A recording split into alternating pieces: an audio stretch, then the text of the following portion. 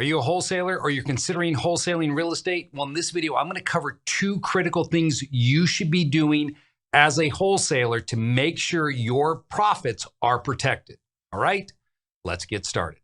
Okay, so when it comes to wholesaling real estate, you know the deal here, right? You're going to go out there and you're going to find opportunities for other investors and you're going to get paid for your efforts.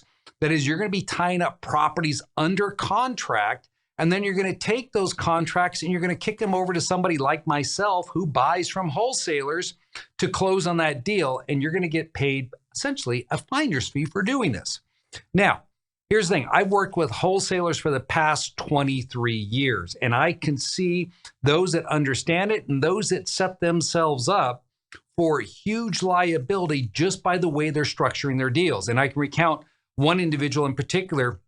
She had never bought a piece of property. She told me she wanted to start wholesaling and that she was going to go out there and make a little money first, then come back to me about protecting her business, her wholesaling business. Well, she went out there, put a deal together in her own name. The deal fell through. That investor couldn't get the money together because the money was out on another deal, and that wholesaler ended up getting sued. Now, that is my number one strategy when it comes to wholesaling. That is, you never want to set a wholesale deal up in your own name. And that's the mistake that she did. So when she was entering into her wholesale agreement, she reached out to the seller directly on these three homes. And she negotiated with the seller directly to buy these properties. So she tied them up under contract. The problem was her investor, who was supposed to come in with the money and closing these properties, did not have the money in time. And so she had to walk away from this agreement. This individual was none too happy about that. So he turned around and he sued her. That's when she contacted me and she sent me the letter that she received from the law firm that represented the seller, explaining to her how under law they were entitled to seek damages against her because she failed to close. Now, this is critical. That is why if you're going to wholesale property, the first thing you need to do before you enter any agreement to buy property is to set up an entity. So the first entity we set up for wholesalers, I would set up an LLC or a traditional Inc.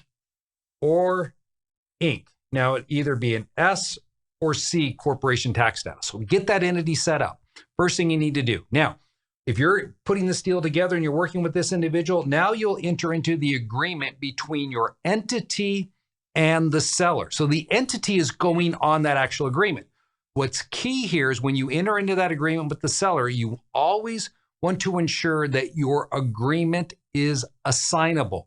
That is, in my agreements, I make my offer in the name of my entity, and then I always put, say in this example, Orange Box LLC and or designated entity. You'll see that in all my offers, and or designated entity. So that lets the seller know, whether or not they understand it, that I can transfer this agreement to another entity, which happens to be a person or an investor that I come across. So this is one way in which you can do it. Now, there are other ways. I have other videos on this as well on how to wholesale. You can search my channel, use the word wholesale, and you'll find other videos on different strategies that I have. And I'm continuing to give you new strategies when it comes to wholesaling. But that is key. That's the number one thing you need to do. Do not wholesale in your own name. I've seen too many people run into problems. Maybe you bring someone out to the property, one of your investors, to take a look at it. While they're out there, they're injured. Well, your investors could sue you. Or worse yet, they're out there, they damage the property. Then the seller sues you. These are all real life examples I'm sharing with you right now. That's why if you're a wholesaler, you got to limit your liability. Do everything through an entity. Now, the second thing I want you to be aware of, maybe you've done the first thing right. You've got your entity set up. The second mistake that I see time and time again with wholesalers is they let money accumulate inside of this entity. They keep building up that cash account because their CPA or someone that they're working with has told them, hey, it's your entity. It's all taxed down to you. You can leave it in there. You can pull it out. In fact, if you leave it in there, it's protected from your personal creditors. That information is absolutely 100% wrong. Because if you leave that money in your entity and you don't strip it out and something goes wrong and a seller like this one sues your company, all that cash you've generated from your wholesale deals is now subject to attachment. So here's what you need to do. If you already have an entity set up, then you need to set up, I would suggest you set up a Wyoming limited liability company over here be taking out distributions from your profits from when you close on your deals, and then moving your profits that you don't need to live on into your Wyoming LLC. You want to keep your cash over here, keep it nice and dry, keep it protected from your personal creditors. Don't allow this business to generate or hold on to a bunch of cash, because that's the one that's going to generate the liability. That's one option. Second option for you to get cash out of this company here, set up your own solo 401k plan. You set up a solo 401k. Now what you could do in that situation is you could be paying yourself a salary for running your wholesaling business and then making huge contributions over here to the 401k plan.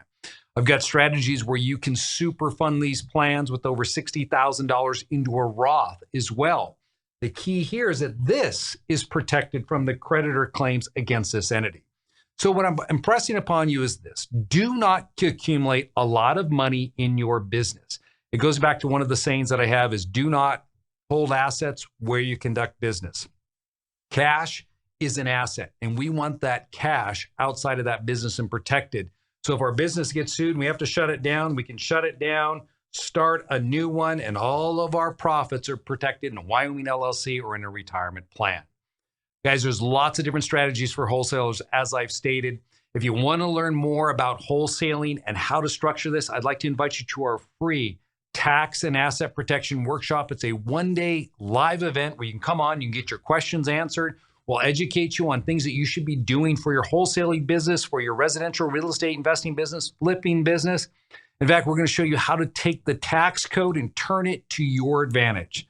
I mean, if you want to reduce your taxes down to zero, you want to get on this event, because we're going to show you ways, strategies, proven strategies that we use in our own investing for those of our clients to help reduce their taxes. There's a link in the show notes below. Click on it, get registered, no cost to attend that event. I look forward to seeing you there.